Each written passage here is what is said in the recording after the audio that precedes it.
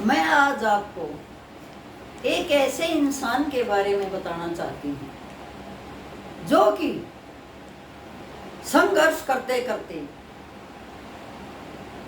एक मामूली आदमी संघर्ष के द्वारा तथा अपनी मेहनत के द्वारा कहाँ का कहाँ पहुँच जाता है। उस इंसान की कहानी बहुत पुरानी है और वो इंसान तथा उसका परिवार भी उन्हीं की बेटी के द्वारा ऊपर पहुंचा दिए गए थे। लेकिन उसकी कहानी क्या थी, मैं उसके बारे में आपको बताना चाहती हूँ। यदि आपको पसंद आए तो कृपया करके लाइक और सब्सक्राइब अवश्य कीजिए। गुहाने के अंदर एक ट्रक ड्राइवर होता था जिसका नाम था रेणुराम। अब रेणुराम गरीब घर से संबंध रखता था और ट्रक चलाता था। अब उसका पेशा यही था कि मालिक के यहाँ नौकरी करना, जहाँ भी मालिक कहे वहाँ से सामान लाद कर ट्रक में दूसरी जगह पहुँचाना। उसकी जिंदगी ऐसे ही चल रही थी। लेकिन दिल्ली के अंदर मनेर का गांव है, वहाँ की एक लड़की कृष्णा, जिसकी शादी पहले मातनेल गांव में जय भगवान नाम के व्यक्ति के साथ हुई थी। जय भगवान एक सीधा साधा खेत में काम करने वाला इंसान था। उसको ज़्यादा किसी चीज़ का शौक नहीं था। जैसे मैले कुचैले कपड़े मिले पहन लेता और खेत के काम के अलावा और उसे कुछ नहीं आता था। लेकिन जो मनेर का गांव से कृष्णा थी, वो बहुत ही साफ सुथरी रहने वाली और उसके विचार आजकल की लड़कियों जैसे थे कि मैं ऐश करूं, बाहर जाऊं, घूमूं फिरूं, दुनियादारी को देखूं। इसीलिए वो उस गांव में न टिक सकी और कुछ समय के बाद ही वो वहां से आ गई। उस समय तलाक वगैरह नहीं होते थे। कोई गई तो गई, आई तो आई। समाज को इतनी परवाह नहीं होती थी। न किसी का तलाक होता था, न किसी का कोई कोर्ट केस होता था। ठीक है, चली गई तो चली गई। अब उसने क्या किया कि अपनी ख्वाहिशें पूरी करने के लिए ट्रकों पे चलने लगी। और एक दिन रेणुराम की भी शादी नहीं हुई थी और उसके ट्रक में बैठ गई। उसने पूछा कि तू कौन है, कहाँ से है। उसने अपना वृत्तांत हमें नहीं पता क्या बताया, लेकिन रेणुराम ने उस कृष्णा के साथ शादी कर ली और अपना घर बसा लिया। अब क्या था, कृष्णा तो पहले ही चालाक लड़की थी, जो कहने लगी कि सुन रेणुराम, इस ट्रक ड्राइवरी में गुजारा नहीं होगा। हम ऐसे ही दूसरों के नौकरी करके गुजारा नहीं कर सकते, क्योंकि तेरे पास हुनर है और मेरे पास दिमाग है। तो हम क्यों न कोई ऐसा काम करें कि हमारा अच्छा खासा काम चल जाए। उसी रेणुराम ने तेल का व्यापार शुरू कर दिया, क्योंकि ड्राइवर तो वो था ही। और जब कृष्णा की शादी रेणुराम पूनिया से हुई, तो जो उसकी बेटी, सबसे बड़ी बेटी सोनिया थी, जिसने कि आगे चलकर पूरे परिवार को मौत के घाट उतार दिया, वो उस टाइम पे उसके गर्भ में थी।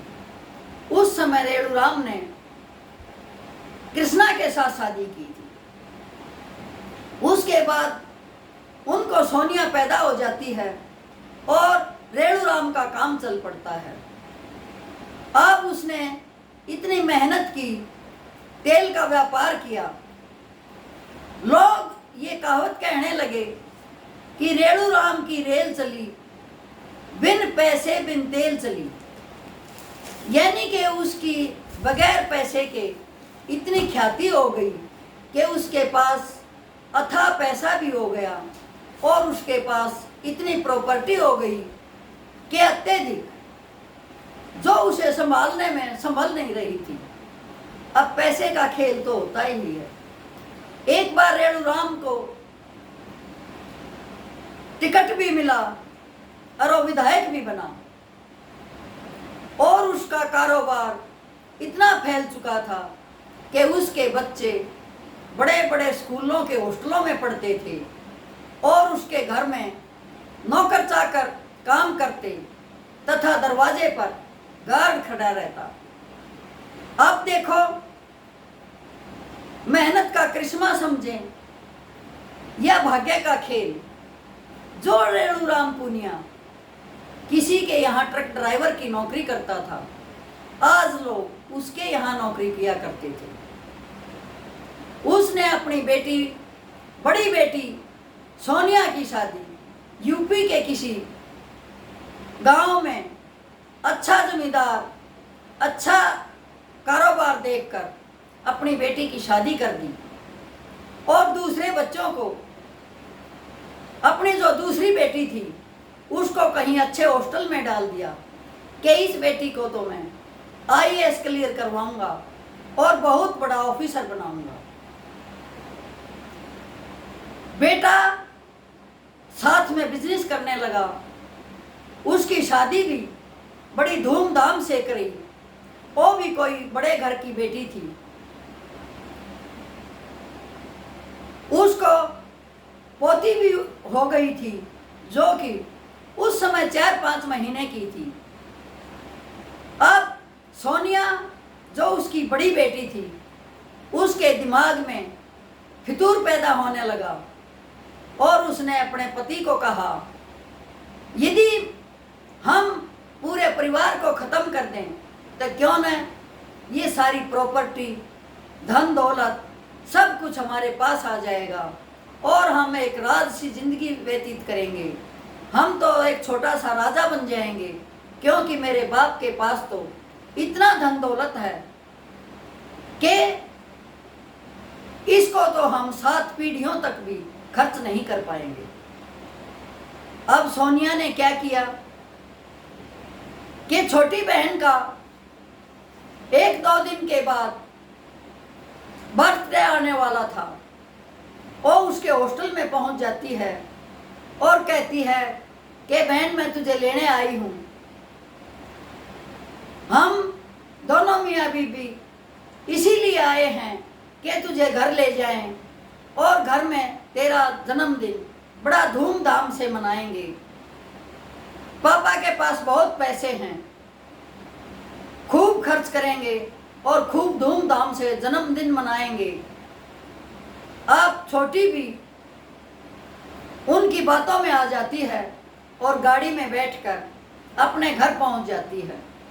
अब जो ही पूरा परिवार इकट्ठा हो जाता है, सोनिया घर के नौकर को कहीं भेज देती है और सबके खाने में कुछ मिला देती है, जिससे कि पूरा परिवार बेहोशी की हालत में हो जाता है।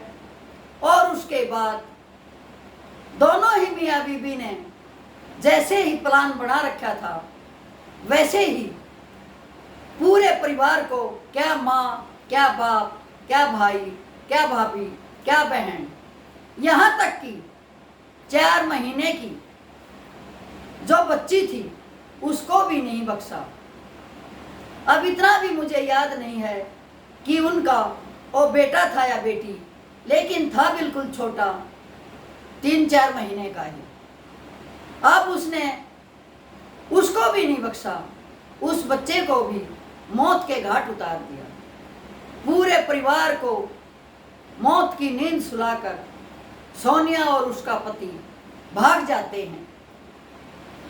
अब रुका पड़ जाता है कि रेणु राम पूनिया का पूरा परिवार किसी ने कत्ल कर दिया है। सरकार के भी होश उड़ जाते हैं कि इतना धनाढ़ आदमी जिसके पास काफ़ी नौकर चाकर हैं, ये हुआ तो हुआ कैसे। अब जो ही छानबीन होती है तो उनकी खुद की बेटी ही उनके कत्ल का कारण होती है और उनका कत्ल करने वाली ही होती है। अब उसका पति और सोनिया दोनों को जेल हो जाती है और फांसी का हुक्म भी होता है, लेकिन फिर वो गुहार लगाते हैं कि हमारा एक बेटा है, उसको कौन पालेगा।